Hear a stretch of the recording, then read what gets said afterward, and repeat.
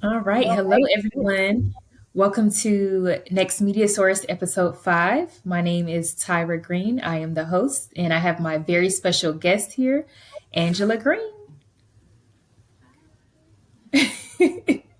Welcome. And so, Angela Green is a grief and loss counselor. She's also an author, and she is currently international right now in Tokyo, Japan, and she's joining us right now. And so I want to thank everybody for tuning in to this special episode. And so let's get into it.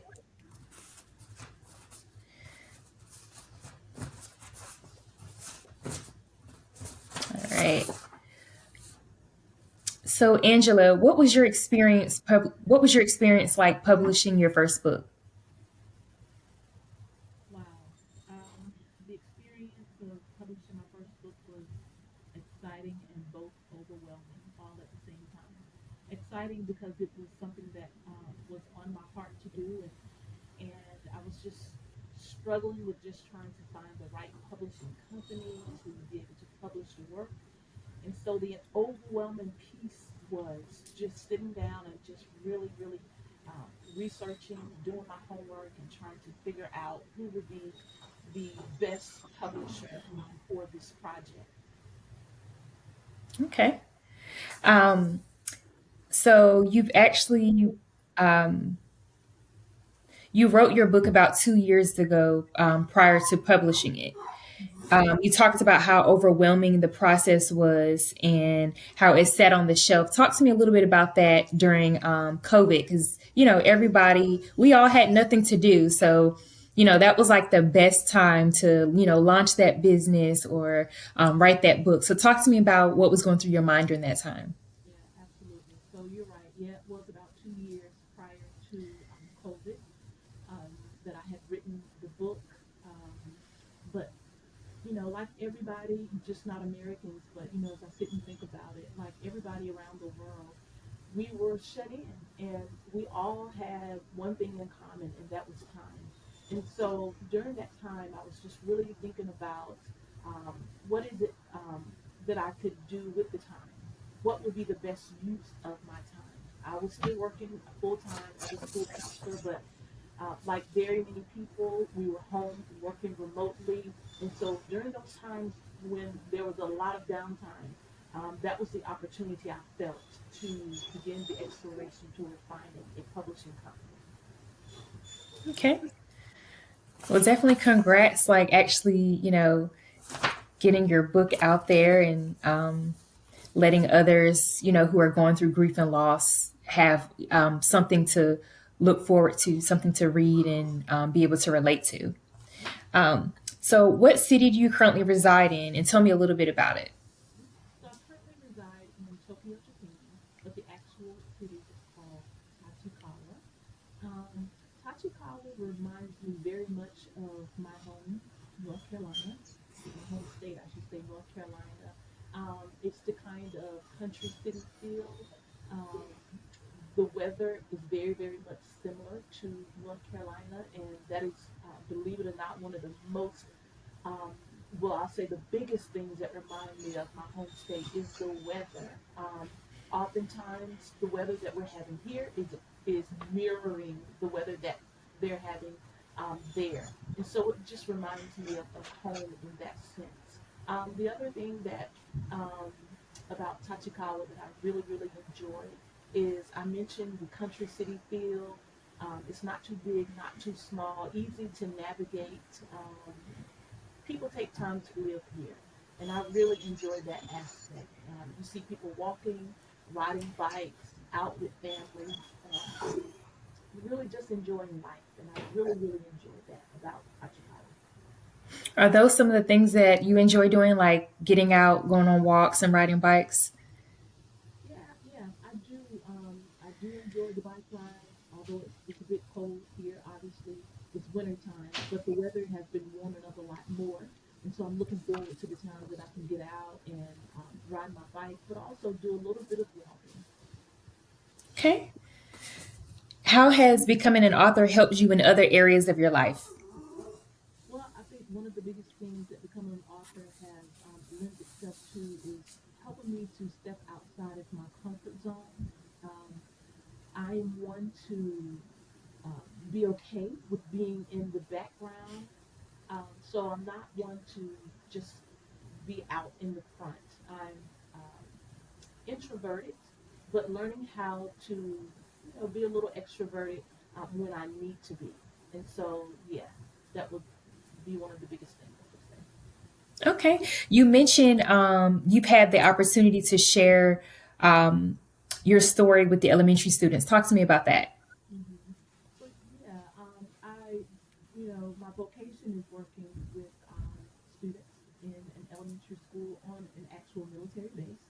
And one of the teachers, my coworkers, came up to me one day because she heard that I had written a book, and she asked me if I would please read to the students in her class.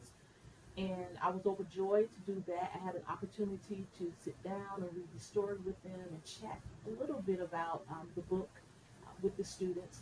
We know that grief is something that is common to all of us, and oftentimes we don't stop to think about how grief impacts our little ones. And so that was a perfect opportunity just to talk about the book itself, but also to talk about what grief is. Okay, excellent. All right, so we'll get back to some further questions. Right now, we're going to play a game. It's called This or That. And so the question is, if you could travel on an all expense paid trip with one guest, where would you go? Would you go to Cancun, Mexico, or Dubai? And why? I would go to Dubai. I hear lots of wonderful stories about Dubai. The land itself is beautiful. Um, just the weather is great. Just the opportunity to go and sort of adventure in that part of the world, I think would be a very interesting, but I think big learning experience for me. I haven't been anywhere, so I definitely need to create my bucket list. But Paris is on my definitely the top list, and I definitely will be visiting Japan soon. But if I had to choose, I would go with Dubai. Just looking at the pictures, it's just beautiful. I know I would have a great time there. I'm all about nice scenery areas, so I definitely would go to Dubai over Cancun, Mexico. Um, would you travel to Australia or Brazil? I would travel most definitely to Australia. Yes, that is definitely on my bucket list. I would do that next week if I could. Oh, wow. All right. So, jumping back into some of the questions, what have you experienced as a counselor that has helped you as an author? What have I experienced as a counselor that has helped me as an author? That's a good question. As a counselor, um, being a counselor, you encounter so many different situations, so many different people, and you get to experience. I think one of the greatest joy is that you get to come alongside of someone who may be experiencing adversity, a challenging situation, and you get to walk the journey with them. You get to walk beside them. So I think one of the biggest things that I'll say takeaways from that is just learning how to, um, how do I say it? Learning how to have empathy for people, to walk a mile in their shoes, um, seeing them from the beginning of that connection with them, and as you're walking with them and seeing them through that journey and the end result, how they're able to come out on the other side of that. It's interesting that you mentioned that oftentimes in the entertainment industry, we just see the glitz and glam and their come up or their success, and we don't often look at what's behind that, what they had to go through, what they've had, what individuals have had to sacrifice. And so I definitely like how nowadays talking about mental health is not anything that's closed off. We're putting that at the forefront before anything. So that's definitely important. That's definitely something important in the entertainment industry now. Seeing people as people, knowing that everyone may make mistakes, but there are options. There's support out there. Yeah. Um, We don't And so, what led you to the field of counseling? What led me to the field of counseling? I just remember I can go back as early as elementary school.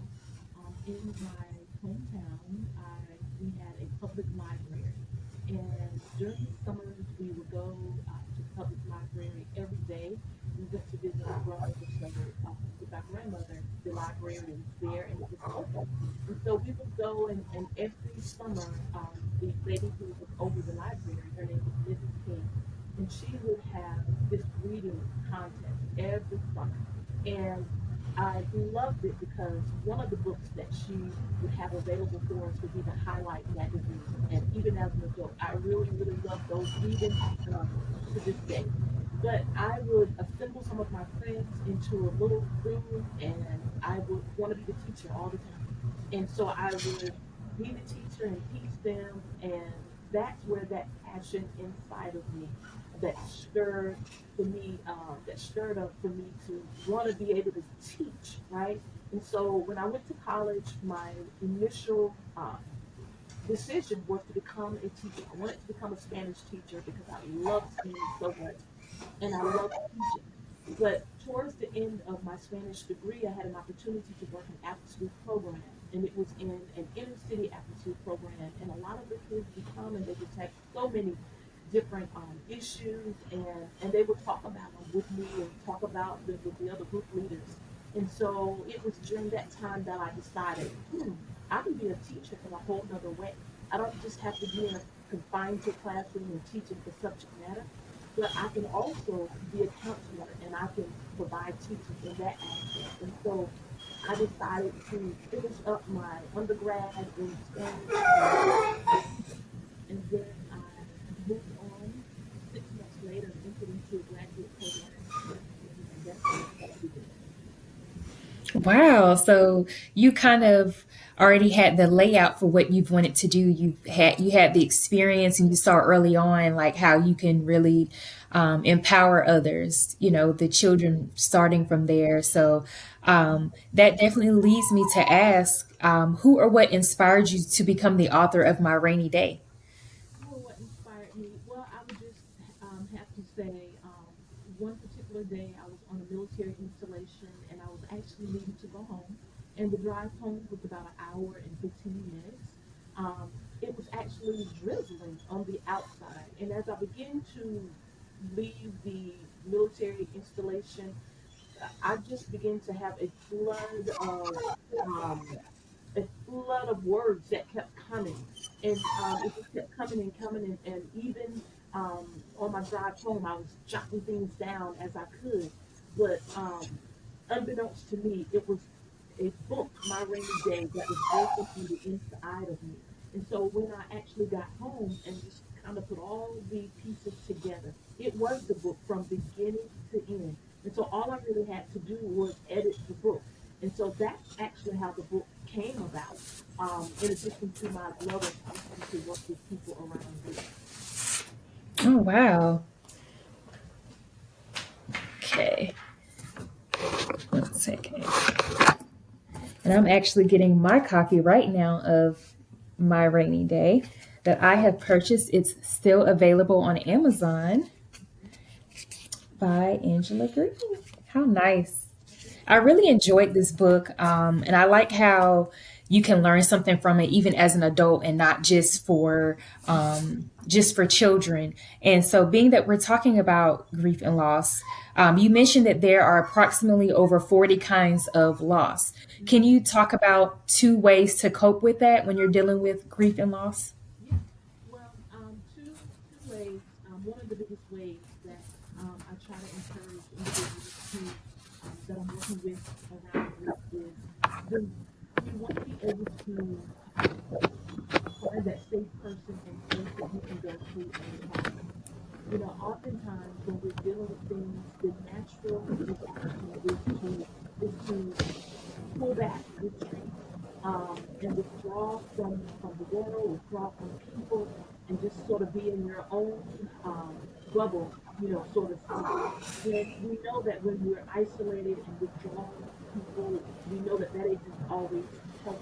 It isn't a healthy thing to do. And so being able to find that safe person and place that you can go and that you can talk and that you can share what is on your heart. So that is one thing that I would suggest. The other thing I would say would be to get your body up and moving.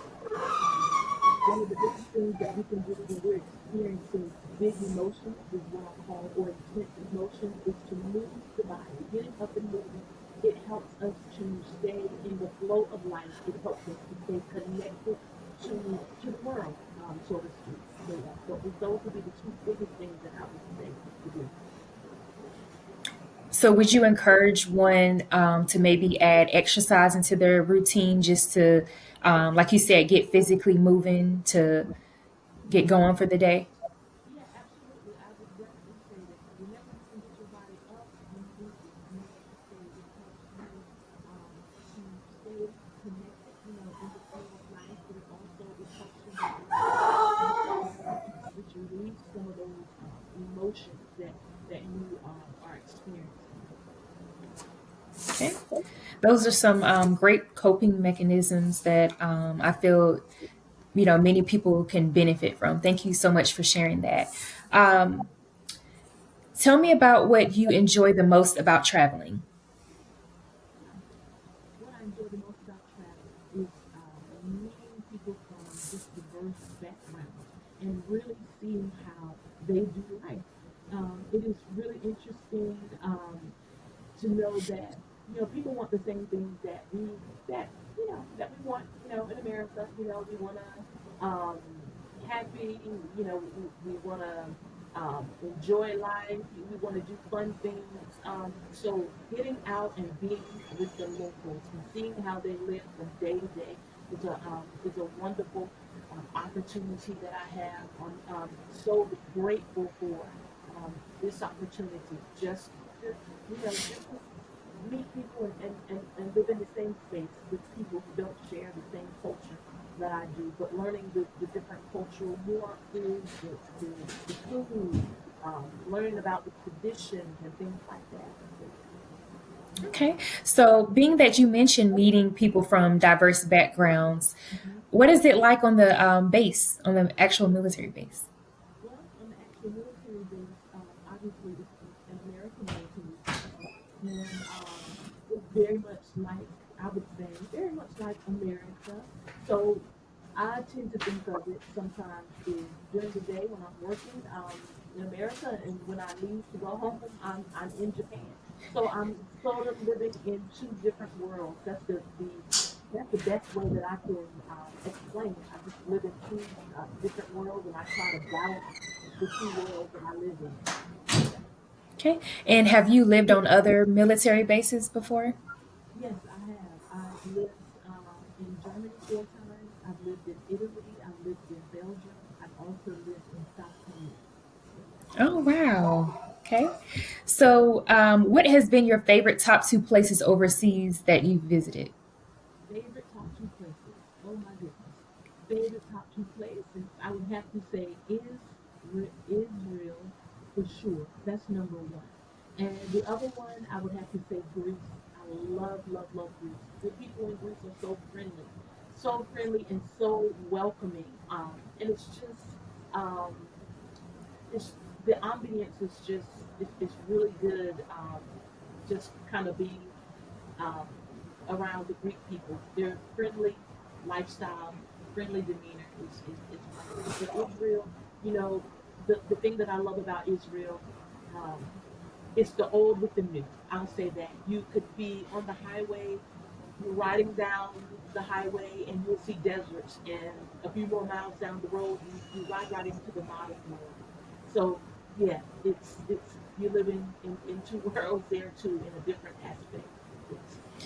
The pictures are so beautiful when I look them up. I'm a fan of Pinterest where I can just pinpoint things. I can create a board for traveling or things to do. And I'm always looking at the pictures and the water there. It's just so beautiful. Mhm. Talk to me a little bit about how's the food there? Was it what you expected or was it very different, that experience? Well, in that part of the world, it's a lot of the Mediterranean foods, and consider going to Israel and going to Greece. I love Mediterranean foods, but it is what I expected. It really is. So yes, lots of different dishes I've had an opportunity to try, and wonderful. But they do, in certain places, incorporate some of the American style foods as well. But yeah, I definitely love Mediterranean. That's my favorite too. I feel so full. I don't have to like the American food, keep eating one and more. You really get full with Mediterranean. It's just so delicious. I love that. Um, where would you like to travel to next? hmm, where would I like to travel to next? Well, I mentioned that Australia is on my bucket list. I would love to go back to Israel again and again and again. So I'm hoping that I'll have many opportunities to do that. I've had some awesome experiences in Israel that I could not have anywhere else. I can remember when I went to Israel in 2019, I had an opportunity to float in the Dead Sea. Now, for those that know me, I can't swim, and when I do go to the beach, I'm only in the water probably ankle deep. But to float in the Dead Sea, I mean, that was major for me, and I had that opportunity to do that, and I look forward to having another opportunity. So, when you were floating in the Dead Sea, or just the trip in general, were you with a group, or was it more so with family? Talk to me about that. How that trip came about. No, I was actually with a faith group. We went together and had a wonderful opportunity to go to a prayer tower and be able to pray over the nation of Israel, and that was powerful in and of itself. And so, wonderful, wonderful experience. It's interesting because back in the early 2000s, one of the classes that I was teaching a lesson, we were talking about different places to travel. And one of the places that I shared with them, I said, I am going to go to Israel and I'm going to walk the footsteps of Jesus. That's what I told them. And so I actually prophesied that and it came to pass. And so I'm grateful for that experience, but looking forward to the next one. Wow, I would definitely love to go. I'm sure it was just a situation where when you were there, you were just in awe. Like you can't just go off of pictures, but just actually experiencing it. And I feel like I would have just been at peace. Like I that would have been like a major accomplishment out of everything that I would have accomplished. So I can only imagine like what that experience was like. Did you take lots of pictures Yes, I while you took were there? lots of pictures, but I also want to put this plug in. We're, they're, in a war right now, and the interesting dynamic, my experience when I was there. It wasn't a war when I was there, but there's always been a lot of tension in that part of the world. But even with the tension that they've been surrounded. There's also this unusual experience of peace. It's a peaceful land. I'm telling you, it's like there's a supernatural peace that is there, even when there's the tension that's there too. So wonderful place. I know that you would enjoy it if you had an opportunity to go You're getting me excited. So I definitely want to add that to my bucket list. Yeah, so I have about three places now. I'm excited. All right. Who or what inspires you and why? who or what inspires me. Just in general, who or what inspires me? Yes.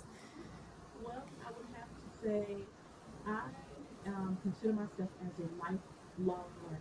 I love to learn. I don't understand sometimes when people don't like to learn. I'm an avid reader. I enjoy reading. Um, Reading takes me into, it opens up a whole nother world for me. And so what inspires me is to learn. Is to learn and to be stretched. That's how we grow. That what we learn, it kind of helps shapes who we are, and it just helps me to be able to share what I've learned with other people to kind of you know shape their life as well. Okay. You mentioned you like spending time with your who inspires you. You mentioned wanting to take risks. Talk to me a little bit about that.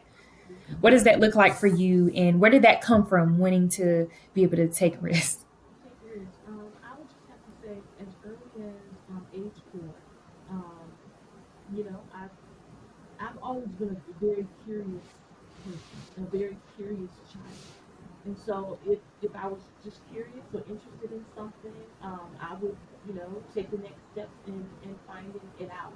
And so learning to take risks started very early on, like I said, at age 4.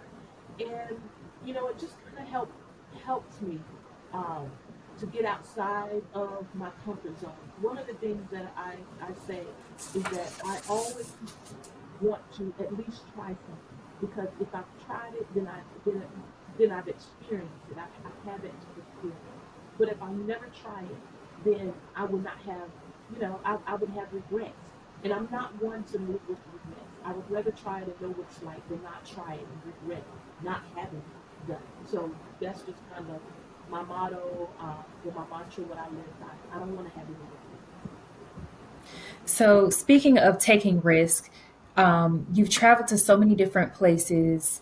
You're connecting people with, this story, My Rainy Day, talking about grief and loss. It's just so much that you're taking in. And so just having that opportunity just to travel, you're learning just from that. So I can just imagine being able to step outside your comfort zone, go to somewhere different, and take those same experiences and be able to write about it and inspire others. So that is amazing.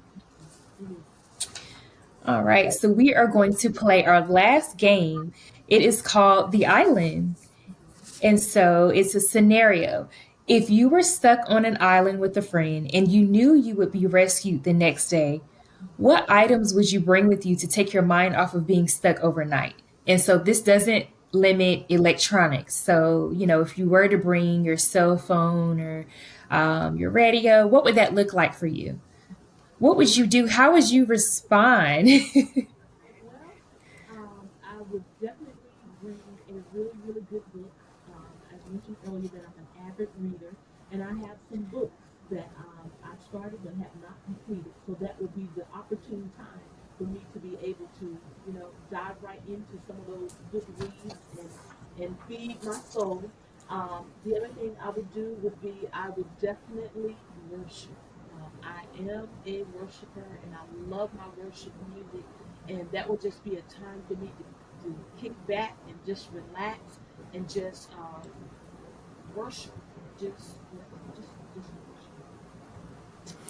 Well, you would definitely be in an advantage and could be at peace because you know it's guaranteed you will be rescued the next day. I feel like that's like a game changer. And I feel like if we were put in that situation, it would be like a moment like, wow, this is a moment. This is a big deal. Yeah, I think a lot of people would get it together at that point. That would be life changing. So I can only imagine. it would be a big deal, because one of the things it would be for me, it would seem to me like time stood still. You know what I'm saying? And so I wanted to do all that I could to seize the moment, right? To enjoy that moment, not worry about, um, you know, what's happening here or there or having to work, but I would seize that moment and just focus in on some, like I said, good reads and worship. All right. All right. What do you enjoy doing in your free time? In my free time, what do I enjoy doing besides reading? Besides reading, I enjoy looking at HGTV, House Hunters, and House Hunters International. I Yes, know I'm a fan. my favorite thing. I don't watch a whole lot of TV, but when I turn the TV on, it's usually HGTV, looking at Hunters, and House Hunters International. Yeah. It's so many different shows with that now. You have, is it House Flippers or Fix It or Flip It? Every time I watch that, it just makes me want to move. Like, especially the international episodes as well. It's just so beautiful, just seeing people from start to finish, like their end goal, and talking about their budget and really stepping outside their comfort zone. And it's just so much I learned from watching the show. But I'm definitely a fan of HGTV. It just keeps me going. So definitely love that. Um, so, what's next for you in your career that our viewers can look forward to? What's next for me? So, I do have an upcoming book. It is the sequel to My Rainy Day, and it's called My Rainbow Colored Days. And every time I hear that title, I don't know, it just sort of gives me a jolt. My rainbow colored days. I like that. But but I love this book too because it's going to really dive into some practical things that people who are experiencing grief can do on a daily basis, right? So it's going to be very practical strategies that I'm going to include. And, even with My Rainy Day, even though it's a children's book, right? I wrote it, I really wrote it. The whole premise behind it is to write a book that specifically will help children, but also to write the book in such a way that the adults who are reading the book to the child will know how to help a child who is grieving. So it's kind of a two, two sides of the same coin sort of deal there. And so my rainbow colored days will be the same way. Yes, it's going to be written for children, but also for the adults in the children's life to help the adults know what to say and how to respond to a child who is grieving. Yeah. I'm excited. Just having the first copy, I definitely learned from it. I can see why elementary children are drawn to it. The pictures and everything is relatable, and it really has a meaningful story to it. So I'm super excited. Do you have like a deadline or a time frame of when you possibly will be releasing the book? I don't. I'm taking this one slow. I've already started, writing it, but I'm really taking it slow. I really want to be methodical in I um, how the book is developed, because it's going to, I don't want to give it away, but it's going to be a sort of like in a group situation that the main character will be a part of, and it will just be group information or psycho ed group, so to speak, that can kind of help students or children know exactly what they can do when they're experiencing grief themselves. Great. So I'm excited for you. Thank you so much for coming on the platform and talking to us. I definitely learned a lot from you about traveling, taking risks, talking about your faith, stepping outside your comfort zone. I learned about your journey to becoming a counselor. I can tell that your sessions are definitely inspiring and you definitely uplift your clients. You talked about, what's next for you in this new book. So I'm looking forward. Will this also be available on Amazon? It will be available on Amazon. Okay, great. And so, again, if you all can check it out on Amazon and get your copy. This is the first book, My Rainy Day. And you can see the author there and her pictures on the back. You will not be disappointed. This was great. I like how, it's for adults as well. I definitely learned a lot. So grab your copy, be on the lookout for the next one. And I just thank you so much, Angela, for joining this platform. Thank you all so much for tuning in to Next Media Source episode 5, and we will see you soon. Yes, thank you. You're welcome. Bye.